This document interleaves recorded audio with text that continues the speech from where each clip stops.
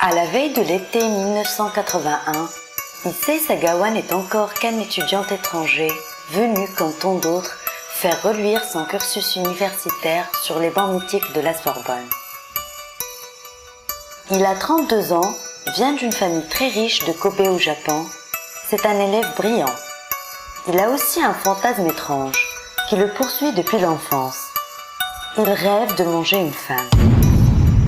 Victime d'une encéphalite à l'âge de 2 ans, il en a conservé un physique chétif et disgracieux, 1,50 m pour seulement 35 kg. Une tête étrangement imposante pour son corps de garçonnet.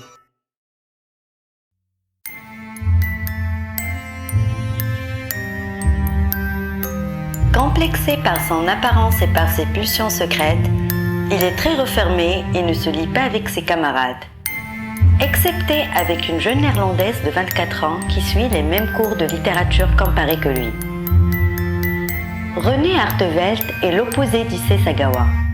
Belle, grande, solaire et chaleureuse, elle se prend d'affection pour le timide japonais et accepte de passer du temps avec lui. L'occasion rêvée pour Issei de mettre enfin à exécution ses pulsions cannibales. Il invite la belle Renée à venir lire chez lui les poèmes allemands, alors qu'elle est assise au bureau de l'appartement conçu, récitant d'une voix calme les vers de Johann Becher. Le japonais lui tire dessus avec une carabine. Elle meurt sur le coup. Issei, bien décidé à immortaliser son crime, a pris la peine d'enregistrer la scène avec un magnétophone. Sur la bande que les policiers saisissent lors de son arrestation, on entend la voix douce de la jeune femme qui lit les mots d'un des plus beaux textes de l'expressionnisme allemand. Un seul coup de feu, puis le silence. Le cannibale assouvit alors son fantasme. Il mord dans la fesse du corps sans vie, tente d'atteindre la chair avec ses dents, mais il n'y parvient pas.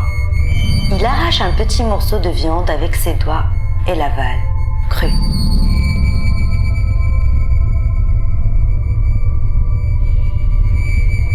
Il mange sa langue, un morceau de sa bouche et le bout de son nez.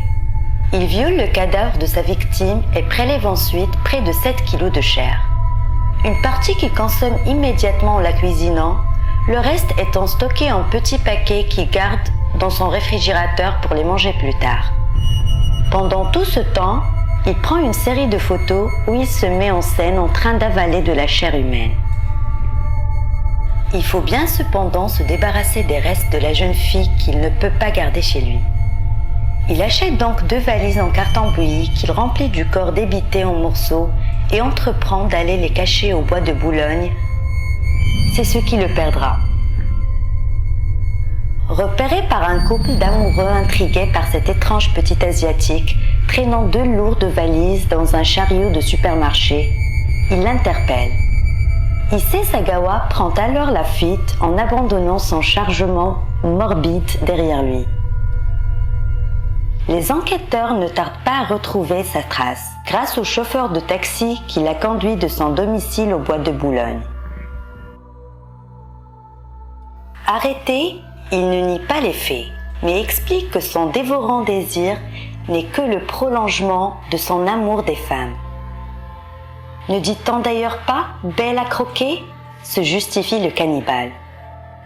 Emprisonné pendant 1 an à la santé, où il lit crime et châtiment, il est déclaré irresponsable pénalement par les 3 experts psychiatres chargés de l'examiner.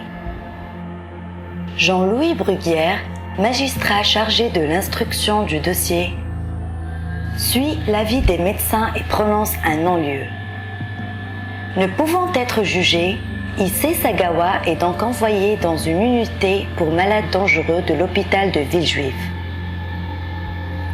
Son riche industriel de père lui paie un avocat français de première classe en la personne de Monsieur Philippe Lemaire.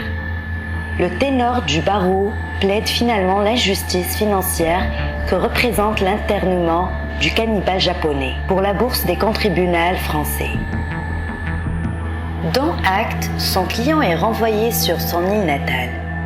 Mais au pays du soleil levant, l'obligation de soins psychiatriques n'existe pas.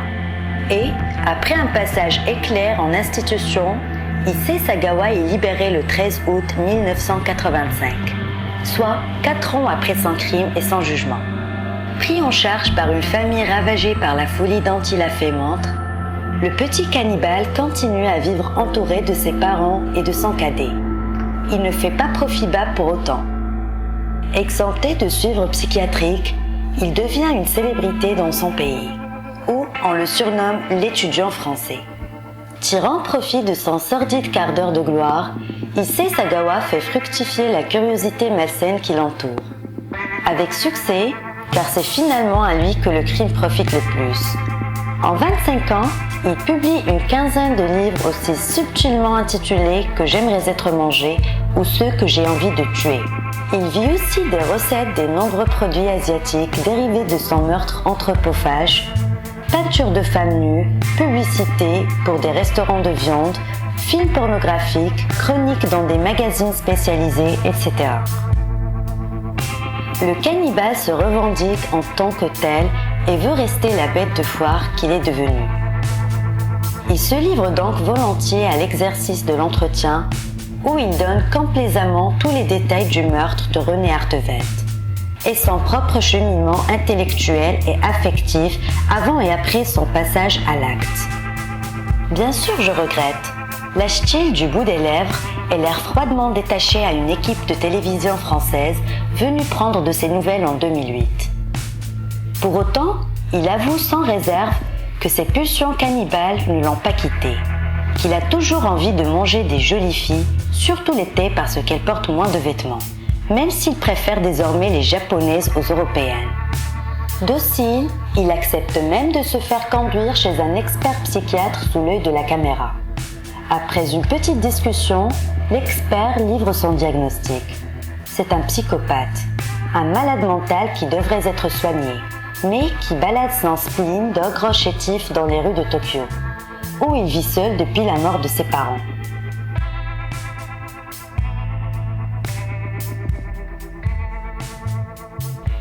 L'an dernier, il confessait à un magazine japonais qu'il rêvait de manger une dernière fois de la chair humaine avant de mourir. Si je peux aller jusqu'au bout de ça, je n'éprouverai aucun désarroi à être guillotiné ou pendu. Peu importe, concluait-il.